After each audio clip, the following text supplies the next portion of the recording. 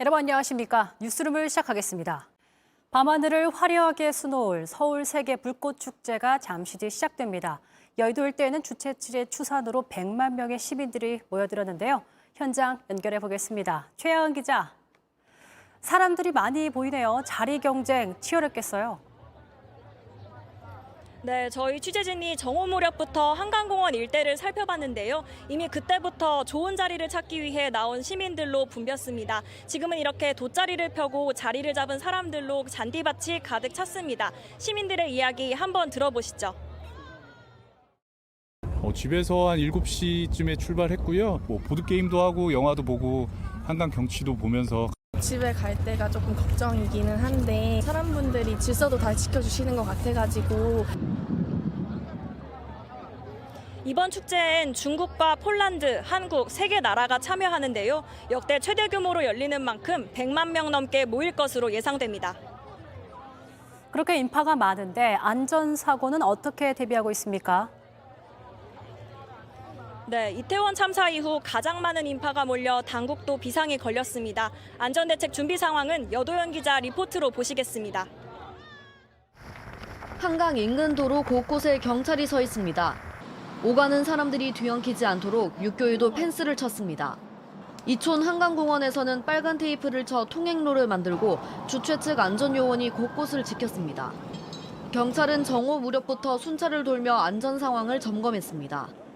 여의나루 한강공원 인근에는 진입로마다 펜스를 치고 차는 물론 배달 오토바이도 오갈 수 없게 했습니다. 오늘 투입된 경찰과 주최 측 안전요원만 5,400여 명입니다.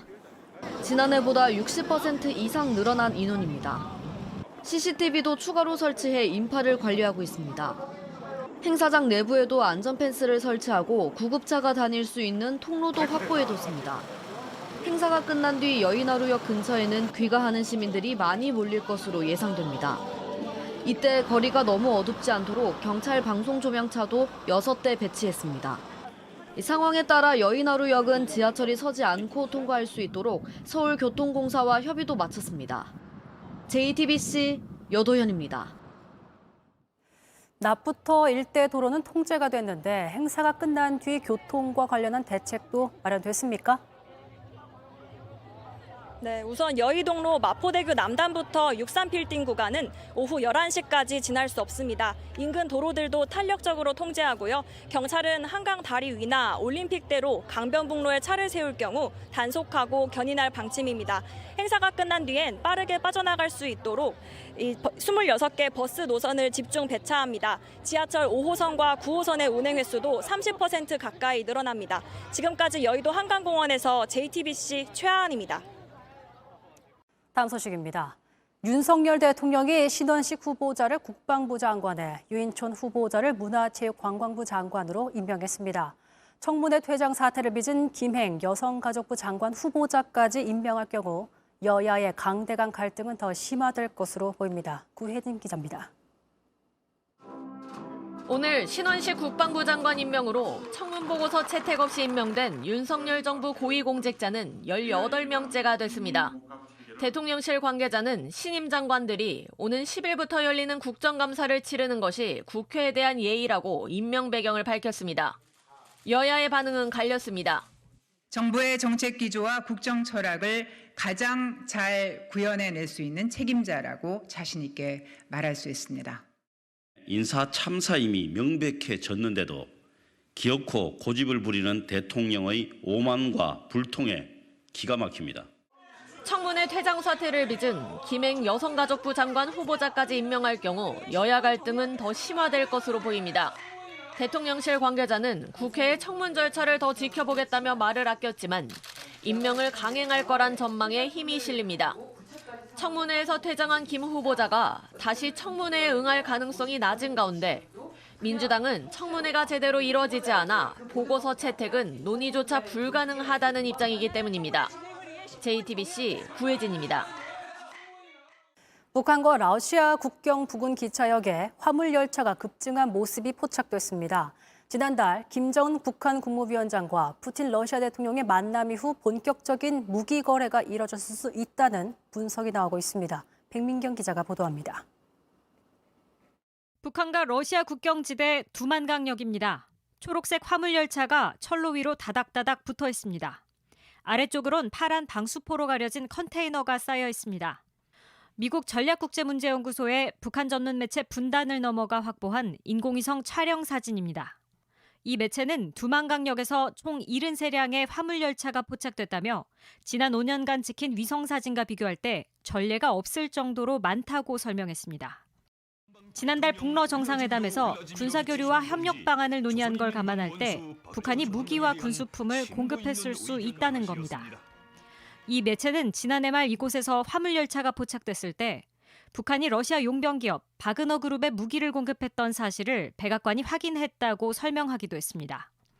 만약 북한과 러시아 간 무기 거래가 사실로 드러난다면 유엔 안전보장이사회 대북제재 결의 위반에 해당합니다. 다만 이 매체는 컨테이너 및 장비가 방수포로 덮여 있어 확인은 불가능하다고 밝혔습니다. 앞서 미국 CBS 뉴스도 현지 시간으로 5일 북한이 러시아에 대포를 이전하기 시작했다고 보도한 바 있습니다. JTBC 백민경입니다. 팔레스타인 가자 지구를 통치하고 있는 무장 정파 하마스가 이스라엘에 대한 대대적인 공세를 가했습니다. 현지 언론에 따르면 하마스는 오늘 이스라엘 남부를 향해 2,500발 이상의 로켓을 발사했으며 이번 공격으로 6명이 숨졌고 200명 이상이 부상한 것으로 전해지고 있습니다. 하마스는 이스라엘의 점령을 끝내는 위대한 날이라며 5,000발 이상의 로켓포를 쐈다고 주장했습니다. 이스라엘 정부는 전쟁 상황이라며 특별 비상사태를 선포하는 한편 보복을 예고하며 반격을 개시했습니다.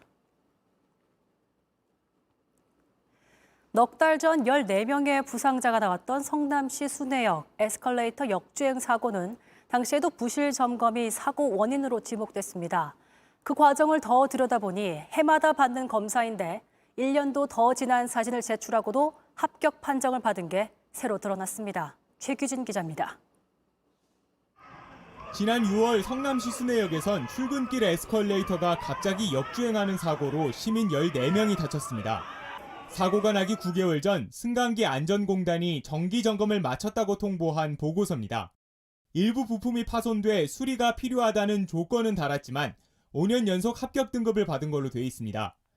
유지보수업체가 자체 점검 후 부품을 교체하고 한 달 뒤 최종 합격 판정을 받은 겁니다.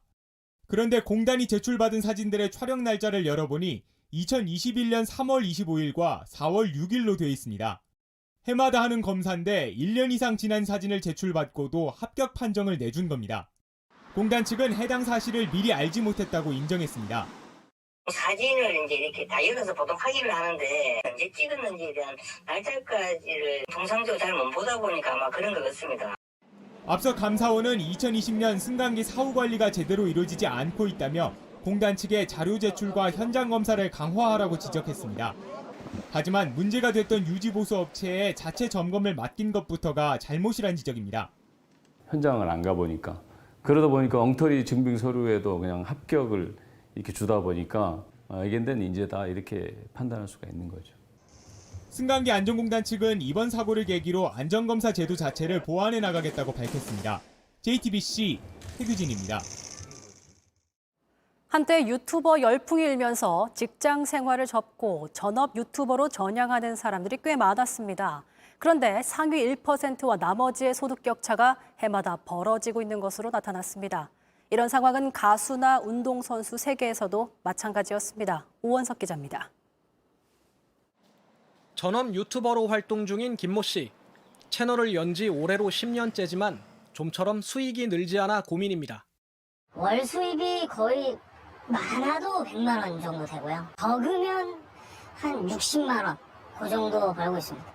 예전보다 경쟁이 치열해져 수익을 올리기가 더 어려워졌다고 말합니다. 힘들다. 이 수입으로는 생활 유지가 좀 어렵다고 하시는 분들은 많아졌죠. 이전에 비해서. 국세청에 따르면 상위 1% 유튜버 342명은 1년에 3억 6천만 원을 벌었습니다. 반면 김 씨 같은 나머지 99%인 3만 4천 명은 한 해 평균 600만 원을 버는데 그쳤습니다. 이 소득 격차는 점점 벌어지고 있습니다. 유튜버 상위 1%의 소득 비중은 2019년 28.8%였다가 2020년 36.4%로 늘었습니다. 그러다 1년 만에 37.6%까지 벌어졌습니다. 이런 현상은 유튜버뿐만이 아닙니다. 가수의 상위 1%는 평균 38억 원을 벌었는데 나머지는 1,100만 원에 그쳤습니다. 운동선수도 99%의 소득은 상위 1%의 100분의 1에 불과했습니다. 창작자나 운동선수들의 건강한 활동 환경을 위해 수익 불균형부터 줄여야 한다는 목소리가 커지고 있습니다. JTBC 오원석입니다. 서울, 인천, 경기 등 수도권 모든 구간의 지하철 요금이 오늘 첫 차부터 150원 인상됐습니다. 성인 기본요금은 1,250원에서 1,400원으로 올랐고 청소년 요금도 80원 올라 800원입니다. 지하철 요금 인상은 지난 2015년 이후 8년 만인데 내년에 150원을 추가로 올린다는 방침입니다. 앞서 주요 지자체 택시 요금이 1,000원 오르는 등 올해 대중교통 요금이 줄줄이 인상돼 시민들의 부담이 커지고 있습니다. 오늘 미국 LA에서는 우리보다 조금 더 일찍 특별한 한글날을 맞이했습니다. LA시가 10월 9일을 공식 한글날로 선포했고 미국 내 최초로 세종대왕 동상도 세워졌습니다. 로스앤젤레스에서 홍지은 특파원입니다. Recognizing Hanguk Day here in the city of Los Angeles. Thank you everyone for allowing us to do this. All right. Happy Hangul Day, everyone. LA시 의회가 10월 9일을 한글날로 선포했습니다. 의회 안 화면에는 다양한 한국어가 소개되고 시의원 자리마다 한글 이름표가 세워져 있습니다. 이 결의안은 한국계 조니 LA 시의원이 발의했습니다. To bring people together to understand the importance of what our language means to us today. 로스앤젤레스의 한 대학교 캠퍼스 안입니다. 미국 최초로 이곳에 세종대왕 동상이 들어섰습니다. 높이 2m 44cm, 폭 1m 22cm 크기로 한국어 수업이 열리는 제퍼슨홀 입구에 자리 잡았습니다. 세종대왕 동상은 대한제국 고종황제의 손자 이석 황세손 등의 기부금으로 만들어졌습니다. LACC is the only community college in California to offer an AA in Korean. Let it stand as a symbol of the importance of education, culture, and unity. 이 대학 한국어반 수강생은 1,000명이 넘습니다. 안녕하세요. 저는 데이지입니다. 만나서 반갑습니다. LA 한국문화원에선 미국인들을 대상으로 한국어 시 낭송대회가 열리기도 했습니다. 타고남은 제가 다시 기름이 됩니다. 그칠 줄을 모르고 가는 나의 가슴은 누구의 밤을 지키는 약한 등불입니까? 로스앤젤레스에서 JTBC 홍지은입니다. 세계 최대 기업가들의 우주 인터넷 경쟁이 뜨거워지고 있습니다. 일론 머스크의 스타링크를 뒤따라 제프 베이조스의 프로젝트 카이퍼가 성공리에 첫 발을 내디뎠습니다. 이들의 우주 경쟁으로 얻을 이점이 기대되는 반면에 부작용에 대한 우려도 있습니다. 임예은 기자입니다. 5, 4, 3, 2, 1. 자욱한 흰연기와 불꽃을 내뿜는 발사체가 하늘로 힘차게 솟아오릅니다. 땅과 점점 멀어지던 발사체는 이내 지구를 등집니다. 현지 시간 6일 오후 2시쯤 미국 플로리다주 우주센터에서 민간 기업 아마존이 시험위성 2기를 발사했습니다. 보잉과 로키드 마틴이 함께 만든 아틀라스 5 로켓에 실렸습니다. 시험위성인 카이퍼셋 1호와 2호 모두 목표 궤도인 500km 상공에 안착했습니다. 이번 발사로 아마존의 프로젝트 카이퍼는 성공적인 첫걸음을 내디뎠습니다. 프로젝트 카이퍼는 향후 10년 내로 최대 3,236개 위성을 쏘아올려 고속 인터넷 서비스를 전 세계적으로 제공하는 걸 목표로 합니다. 스페이스X가 먼저 선보인 지구 저궤도 통신망 사업 스타링크와 비슷합니다. 아마존과 스페이스X 사이 치열한 경쟁이 예고된 가운데 아직은 아마존의 갈 길이 멀다는 분석도 나옵니다. Starlink has already announced it has about 2 million customers, and it's been growing very fast. They are 4 or 5 years behind at least. 이런 가운데 천문학계를 중심으로 우주 쓰레기 증가와 천문 관측 방해 등 과열된 경쟁이 낳게 될 부작용에 대한 우려의 목소리도 나옵니다. JTBC 임예은입니다. 이번 아시안게임에서 격투게임 스트리트 파이터로 금메달을 딴 김관우 선수 덕분에 90년대 추억을 떠올리신 분들 많을 것 같습니다. 연초 슬램덩크 열풍에 이어서 스트리트 파이터까지 옛 기억을 소환한 현장을 최지우 기자가 다녀왔습니다.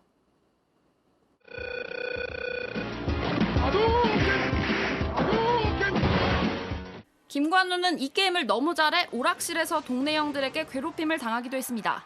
옆구리를 맞아가면서도 이 콤보를 넣는 거에서 손을 놓지 않았던 그런 의지로 그만큼 강한 승부욕으로 지금까지 왔고 20, 30여 년 전 오락실을 다녔던 이들의 어린 시절 기억도 덩달아 소환됐습니다. 1990년대를 주름잡은 격투 게임입니다. 제 뒤로 추억의 오락기 앞에 앉은 사람들이 보이는데요. 게임을 어떻게 즐기고 있는지 들어보겠습니다. 격투 게임을 즐기던 직장인은 지금도 김관우의 경기가 떠오른다고 했습니다. 좀 박빙으로 끝났잖아요. 나이도 많으신데 그렇게 아주 현란하게 할 수 있다는 게 더 어린데 잘 안 되더라고요. 처음으로 아빠와 게임을 한다는 아들은 고사리 손으로 신나게 버튼을 두들깁니다. 세 판을 먼저 이긴 아버지가 세리머니를 펼쳐 보입니다. 추억도 새록새록 나고 그리고 처음으로 이렇게 같이 게임 해보니까 너무너무 즐거운 시간이었습니다. 한국을 찾은 일본 팬은 어린 시절 좋아했던 만화 슬램덩크를 떠올리면서 농구공을 던졌습니다. いやもうスラムダンクを意識していい点を取ろうと一生懸命やりました。 올해 초 개봉한 슬램덩크 더 퍼스트는 475만 관객을 영화관으로 불러들였습니다. 하나 둘 셋! 이전! 1990년대 큰 인기를 끌던 슬램덩크의 흥행과 스트리트 파이터의 부활은 다시 한번 여러 세대에 즐거움을 주고 있습니다. JTBC 최지우입니다.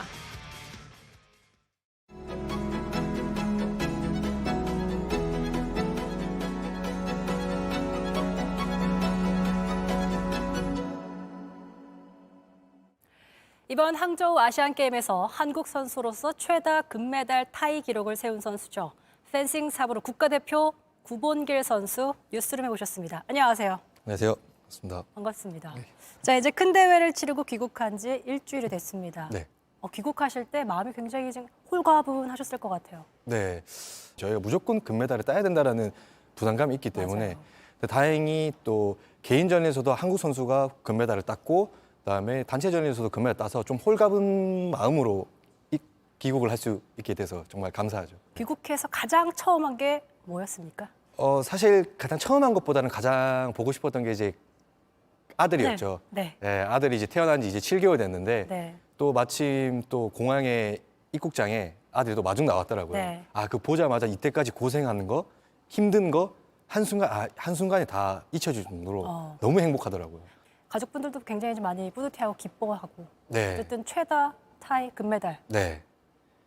아무나 할 수 있는 기록이 아니잖아요. 네, 근데 이제 사실 최다 금메달을 했다는 거에 실감은 솔직히 잘 안 나거든요. 아, 그래요? 잘 안 나는데 여기 와서 내가 그래도 최다 타이 금메달이니까 불러주셨지 않을까라는 생각이 조금씩 실감이 나네요. 자, 이게 바로 그 단체전 금메달입니다. 굉장히 무거워요. 네. 네.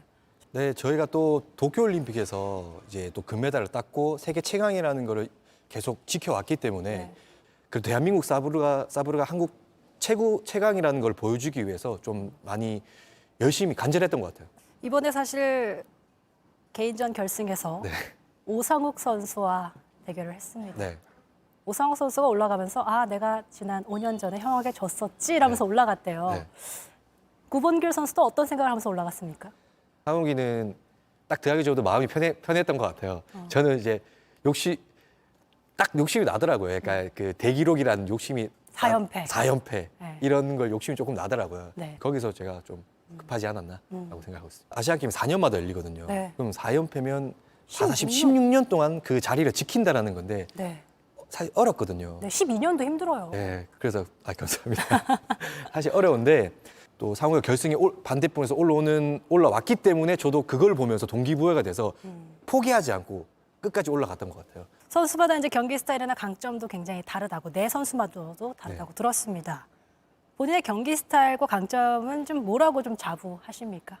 저는 사실 공격이거든요.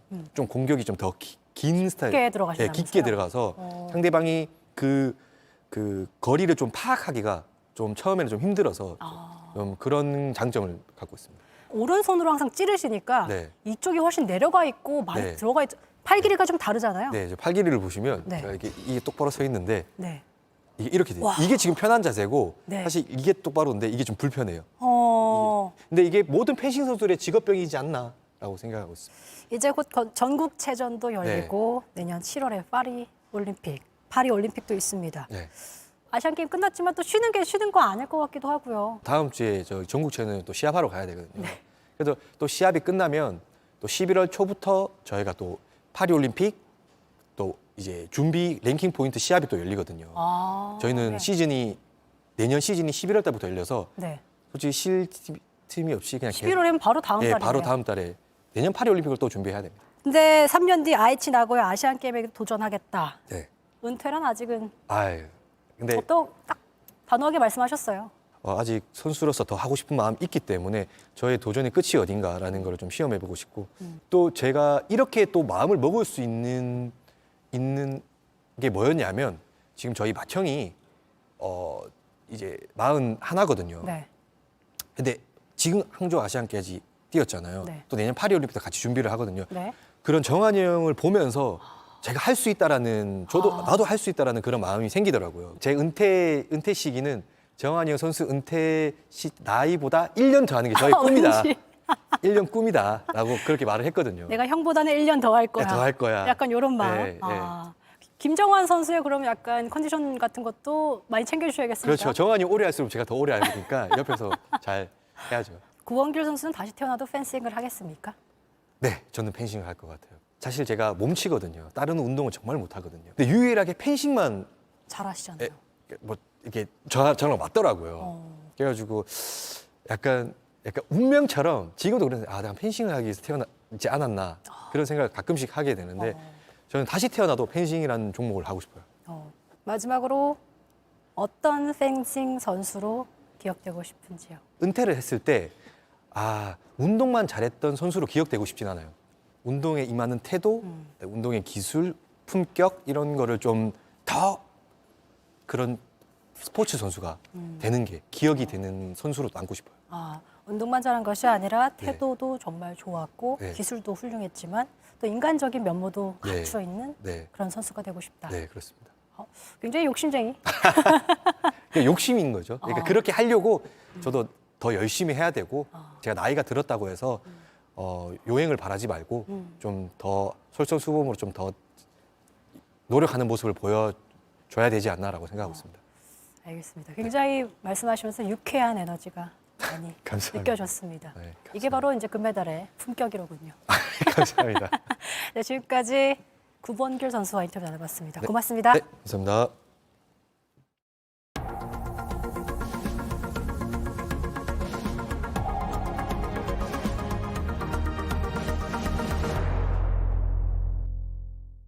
뉴스룸이 준비한 소식은 여기까지입니다. 시청해주신 여러분 고맙습니다.